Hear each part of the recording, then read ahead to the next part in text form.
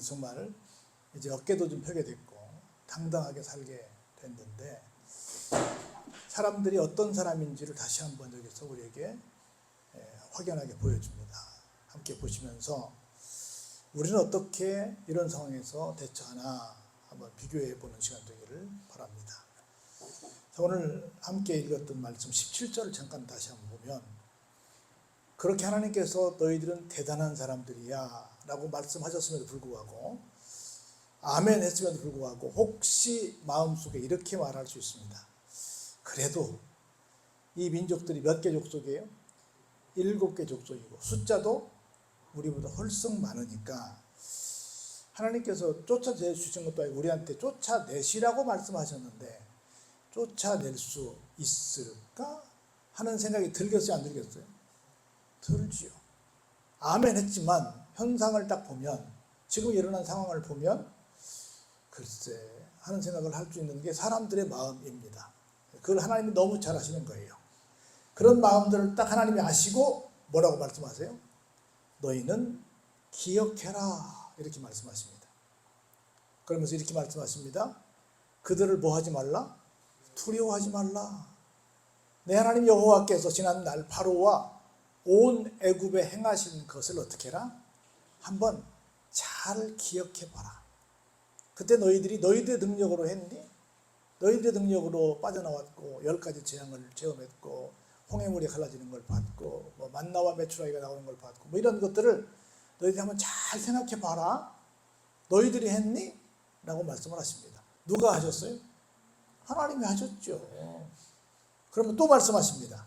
내 하나님 여호와께서 너를 인도하여 내실 때에 네가 본 큰 시험과 기적과 기사와 강한 손과 편파를 뭐해라? 기억해라. 계속 기억하라고 말씀하십니다. 내 하나님 여호와께서 내가 두려워하는 모든 민족에게 어떻게 할 것이다? 옛날에 하셨던 것처럼 똑같이 행하실 것이다. 우리는 찬송에도 있듯이 이런 말씀 나누지요. 어제나 오늘이나 영원토록 변함없으신 하나님. 그러면 성경에서 그런 일을 행하셨다고 한다면 오늘 이 순간에도 하실 수 있어요, 없어요? 있죠. 근데 많은 사람들은 그때는 그때고 지금은 지금이야 이렇게 말하는데 그렇지 않습니다. 그때 하셨으면 지금도 하실 수 있습니다. 그래서 자꾸 까먹으니까 하나님께서 뭐라고 말씀하십니까? 한번 따라하시죠. 잘 기억해라. 여러분들이 절대로 잊지 마시기 바랍니다. 그래서 성령께서 하시는 일이 뭐냐면요, 지금 여러분들이 얼마나 많은 성경 구절을 알고 계신지 모릅니다. 여러분들이 굉장히 오랜 세월 동안 영어를 배웠어요. 한문도 배웠고 굉장히 오랜 시간 동안 공부를 했습니다. 그런데 지금 내가 얼만큼 알고 있는지 모릅니다. 그런데 딱 그것을 써야 될 그런 자리에 가서 보면 이것도 보이고 이것도 들리고 그럽니다. 신기해요. 그것처럼 우리가 알고 있는 성경 구절이 얼마나 되는지 모르지만 하나님께서 필요한 때가 되면 성령님을 통해서 뭐하게 하세요? 기억나게 하십니다. 생각나게 하십니다. 기억된 그 말씀이 우리에게 힘이 됩니다. 그래서 성령님의 여기 잘 기억하라 그 말은 성령님의 도움을 잘 간구하라 그런 뜻입니다. 그래서 성령님께서 알려주시면 맞아, 지난날 이렇게 해주셨지, 지난날도 이렇게 해주셨지, 이렇게 나를 구해주셨지, 지금도 해주실 거야 라는 믿음이 내 속에 생길 줄로 믿습니다. 그래서 하나님 말씀하십니다. 기억해라. 계속 기억하라라고 말씀을 하시는 거예요. 볼까요? 내 하나님 여호와께서 또 왕벌을 그들 중에 보내요. 그들의 남은 자와 너를 피하여 숨은 자를 멸하실 것이다. 대단하지 않아요? 너희들이 나가 싸워! 그러면 뭐가 돼요? 그래도 남는 자가 있죠. 그때 누구를 보내겠다는 거예요? 왕벌을 보내가지고 나머지 잔당들을 다 없애겠다는 겁니다. 여기 왕벌은 우리가 말하는 큰 이런 말벌을 말할 수 있지만 그것보다는 하나님께서 준비해 두신 같이 공격할 다른 어떤 힘 있는 나라를 가리킵니다. 하여튼 어떤 방법이든 하나님께서 너희들이 공격할 때 누구도 같이 가세해서 그 남은 자들을 전부 다 어떻게 할 것이다? 없애고 피하고 숨은 자들까지 전부 다 멸하게 될 거니까 너희들은 미리 겁먹지 말라라고 말씀을 하시는 겁니다. 한번 볼까요? 그럼 21절 같이 보시죠. 시작. 너는 그들을 두려워하지 말라. 너희 하나님 여호와 곧 크고 두려운 하나님이 너희 중에 계심이니라. 아멘. 우리가 볼 때, 야, 이 일을 내가 할 수 있을까? 어떡하지? 이건 뭐 정말 중과부조이고 불가항력인데 이렇게 생각할 수 있는 일들이 너무나 많습니다. 그런데 크고 두려운 하나님께서 우리와 함께 계시면 돼야 안 돼요? 됩니다. 됩니다. 틀림없이 됩니다. 걱정하지 마시기 바랍니다. 왜 되는 줄 아세요? 이런 얘기가 하나 있어요. 잘 들어보시기 바랍니다. 중국 선교의 개척자 허드슨 테일러 선교사를 여러분 잘 아실 겁니다. 그분이 어느 날 고국에 돌아와서 선교사 후보생들과 이렇게 미팅을 갖게 되었습니다. 그래서 중국 선교의 사명을 갖고 있는 이 후보생들에게 이렇게 질문을 합니다. 그대들은 무엇 때문에 선교사로 다른 데도 아닌 중국에 가려고 하십니까? 라고 물었습니다.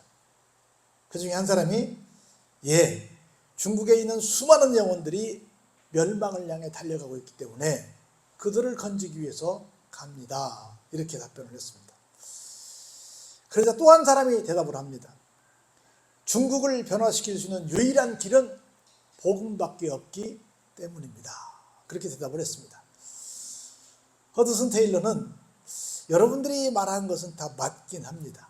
그런데 내가 해보니까 하다 보면 여러 가지 역경과 어려움에 부딪혀서 내가 이러려고 선교지에 왔나? 하는 흔들리는 순간을 맞게도 됩니다. 그렇게 얘기를 했어요. 여러분들이 생각하는 만큼 그렇게 막 좋은 뜻을 이루고 뭐 좋은 일들만 있는 그런 선교지가 아닙니다. 라고 이렇게 답변을 하니까 후보생들이 이렇게 질문을 합니다. 그렇다면 그러면 선교사님 무슨 동기로 거기를 가셨습니까? 라고 물었습니다. 그때 허드슨 테일러는 뭐라고 답변을 했을까요? 다른 사람들은 뭐 멸망하고 있기 때문에 뭐 여러 가지 세상 좋은 말들 다 나왔을 거라고 봅니다. 많은 후보생들이. 근데 그때 허드슨 테일러는 뭐라고 했을까요? 저는 딱 한 가지 동기밖에 없습니다. 뭔데요? 동기가 하나밖에 없다니요. 그게 뭔데요?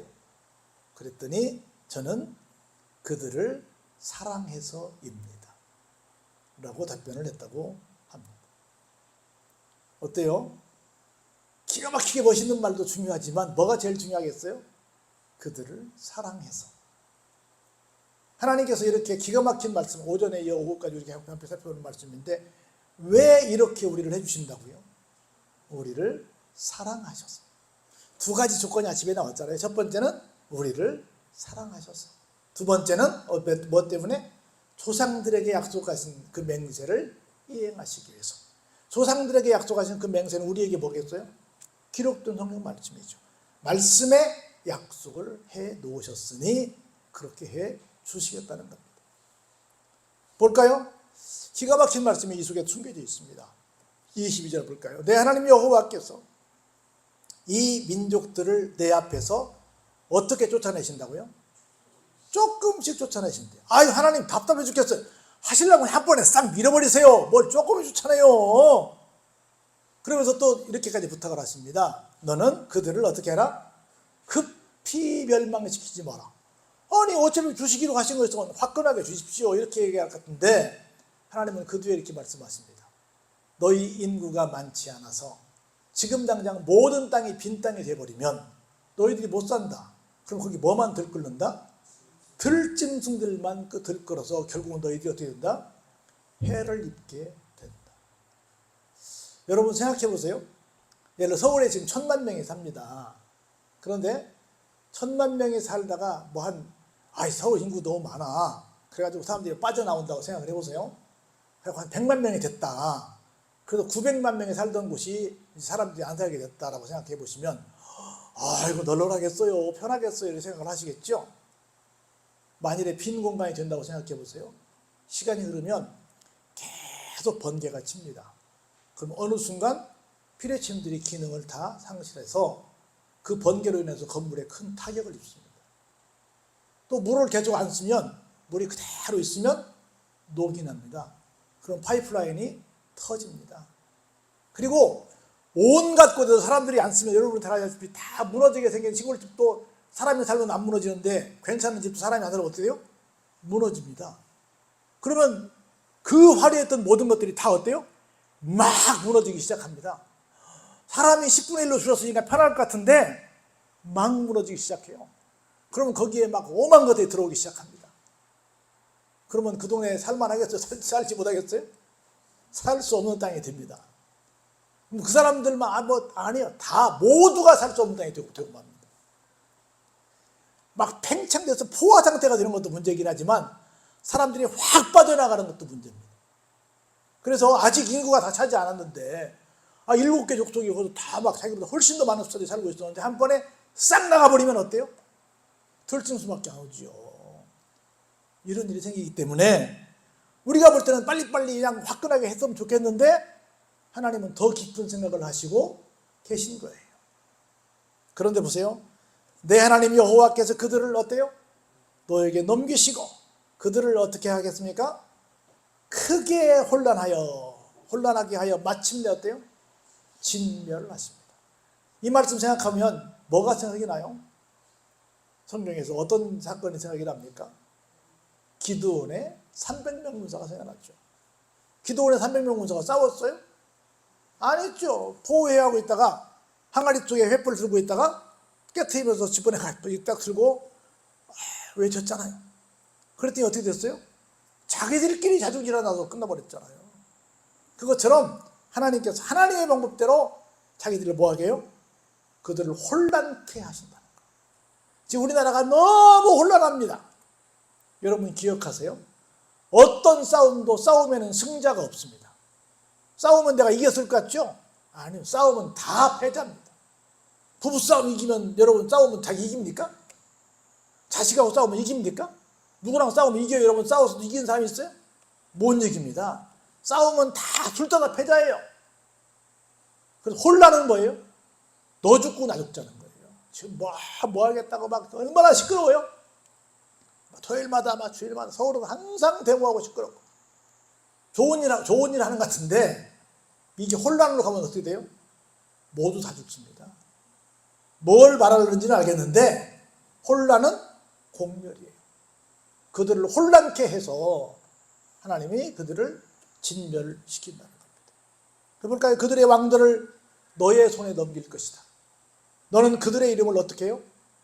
완벽하게 없앨 것이다. 천하에서 그 이름 그런 사람들이 있었나 할 정도로 제해버릴 것이다.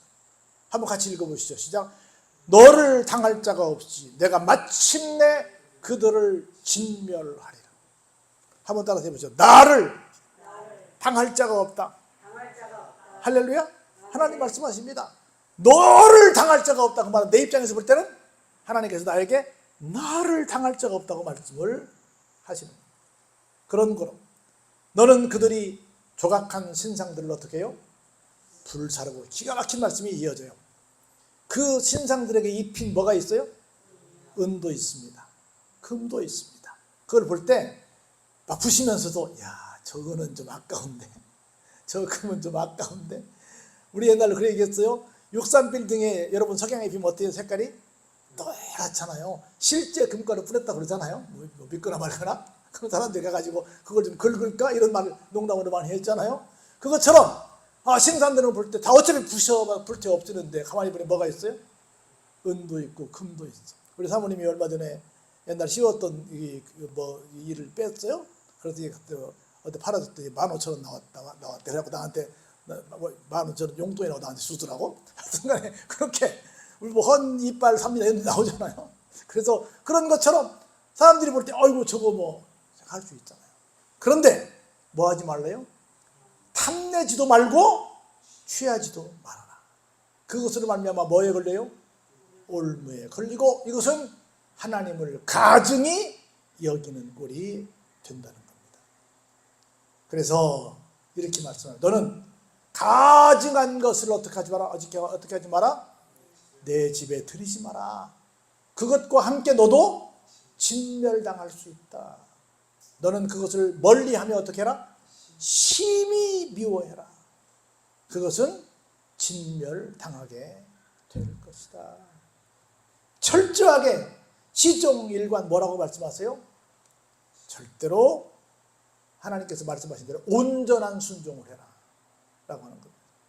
온전한 순종을 하지 않았다가 혼났던 사울이 있었지 않습니까? 전쟁에 나가서 전리품을 가져왔는데 거기에 막 좋은 가축들을 데리고 왔잖아요. 다 죽이라고 그랬는데 갖다 놓고 있는데 갑자기 선지자가 오니까 가축들이 어떻게 했어요? 울었잖아요. 저 울음소리는 무슨 소리요? 이 궁에서 웬 뭐 울음소리가 나요? 그러니까 뭐라 그래요? 저건 다 죽이라고 말씀하셨는데 하나님 앞에 제사 지낼 때 쓰려고 제물로 좀 갖다 놓은 거 옳시다. 진짜 그랬어요? 안 그랬어요? 아니지. 택도 없는 소리죠. 아니죠. 그래서 순종이 제사보다 낫다고 말씀을 하지요. 사랑하는 성도 여러분, 하나님은 우리에게 주시되 온전한 걸 주시기를 원하십니다. 그러려면 우리가 온전한 하나님의 심부름꾼이 되어야 합니다. 여러분, 모든 일의 일꾼은 세 종류가 있는데요. 첫째는 자신을 위해서 일하는 일꾼이 있겠죠. 둘째는 일을 위해서 일하는 일꾼이 있겠죠. 세 번째는 하나님을 위해서 일하는 일꾼이 있겠죠. 그렇다면 나는 정말 어떤 일꾼인가를 생각해 보시면서 나는 심부름을 받고 태어난 생명이다 라고 하는 사명감을 좀 갖기를 주의 이름으로 부탁을 드립니다. 이걸 가리켜서 사명적 인간이라고 해요. 여러분 잘 아시는 것처럼 회사에서 조그만 심부름꾼은 소사라고 그러죠. 몰래 보낸 심부름꾼은 밀사라고 그러죠. 하나님이 보낸 심부름꾼은 천사라고 그러죠. 특별한 심부름꾼은 특사라고 그러죠. 급한 심부름꾼은 급사라고 그러죠. 임금의 심부름꾼은 칙사라고 그러죠. 그리고 공적인 심부름꾼은 공사라고 합니다. 심부름받은 신하는 사신이라고 해요. 심부름받은 제자가 사도입니다. 심부름받은 사람이 사자입니다. 사랑하는 성도 여러분, 여러분들은 어떤 사람들입니까? 하나님의 심부름꾼들입니다. 그러면 하나님께서 하라는 대로 하셔야 됩니다. 할렐루야. 그곳을 깨끗한 땅으로 만들라! 그러면 아무것도 안 보고 오직 그 일만 최선을 다해서 하는 거예요. 그래서 여러분, 키에르케고르가 코펜하겐 대학생 때 이렇게 말을 했어요. 온 천하가 무너지더라도 내가 이것만은 꼭 붙들고 놓을 수가 없다. 내가 이것을 위해 살고 이것을 위해 죽을 수 있는 나의 사명을 발견해야 한다. 그러면서 바울의 말을 인용합니다. 내가 사나 죽으나 누구의 것이다? 주님의 것이다. 이걸 깨닫는 삶이 누구냐? 하나님이 나를 이렇게 기가 막힌 존재로 만드셨구나 라고 하는 걸 깨닫고 하나님 앞에 감사하는 성도라 그 말입니다. 오늘 두 가지 기억해야 됩니다. 첫 번째, 오전을 통해서 기억할 것은 한번 따라서 해보시죠. 알라. 두 번째 기억할 것은 기억하라. 할렐루야. 하나님이 이런 분이심을 알아라. 하나님께서 이런 사역하셨음을 기억해라. 그리고 하나님의 온전한 신부름꾼이 되자라고 하는 겁니다. 그러면 여러분들의 삶이 지금보다 훨씬 더 어깨 펴고 정말 힘있게 당당하게 멋지게 살아갈 수 있는 그런 신용들로 더 발전되리라 믿어 의심치 않습니다. 그런 믿음이 여러분들 속에 넘쳐나기를 주의 이름으로 축원합니다.